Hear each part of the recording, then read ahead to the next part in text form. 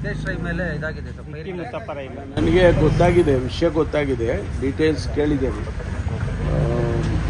ರಾತ್ರಿ ಸುಮಾರು 1:30-2 ಗಂಟೆ ಸಮಯದಲ್ಲಿ ಆಗಿದೆ ಅಂತ ಹೇಳಿದರು. ಅದರದ್ದು ಡೀಟೇಲ್ಸ್ ಕೇಳಿದ್ದೇನೆ. ಬಂದ ಮೇಲೆ ನಾನು ಶೇರ್ ಮಾಡಿ. ಯಾರು ಏನು ಅಂತ ಪ್ರಾಥಮಿಕವಾಗಿ ಏನಾದ್ರು ಕೊಟ್ಟರೆ ಏನು ಗೊತ್ತಿಲ್ಲ. ಫೈರ್ ಆಗಿರೋದು ಗೊತ್ತು, ಇಂಥವ್ರ ಮೇಲೆ ಫೈರ್ ಆಗಿದೆ, ಅವ್ರನ್ನ ಮಣಿಪಾಲ್ ಆಸ್ಪತ್ರೆಯಲ್ಲಿ ಅಡ್ಮಿಟ್ ಮಾಡಿದ್ದಾರೆ ಅಂತ ಹೇಳಿ. ಔಟ್ ಆಫ್ ಡೇಂಜರ್ ಹೇಗಿದೆ? ಔಟ್ ಆಫ್ ಡೇಂಜರ್ ಅಂತ ಹೇಳಿದ್ದಾರೆ. ಸೊ ಫರ್ದರ್ ಡೀಟೇಲ್ಸನ್ನು ಕೇಳಿದ್ದೇನೆ. ಅವರು ಈಗಾಗಲೇ ಅಲ್ಲಿ ಪೊಲೀಸ್ನವರು ಅಲ್ಲಿ ಎಲ್ಲ ಎಕ್ಸ್ಟ್ರಾ ಕೋರ್ಸ್ ಎಲ್ಲ ಹಾಕ್ಕೊಂಡು ಅಲ್ಲಿ ತನಿಖೆ ಮಾಡೋದಕ್ಕೆ ಎಲ್ಲ ಪ್ರಾರಂಭ ಮಾಡ್ತಾ ಇದ್ದಾರೆ. ಅದು ಬಂದ ಮೇಲೆ ವಿಚಾರ ಬಂದ ಮೇಲೆ ನಾನು ಏನಾದರೂ ಹೇಳಿದ್ರೆ ನೀವು ಅದನ್ನು ತೀರ್ಚಿ ನಿಮಗೆ ಬೇಕಾದಂಗೆ ಬರ್ಕೊಂತೀರ, ಗೊತ್ತಾಯ್ತಾ?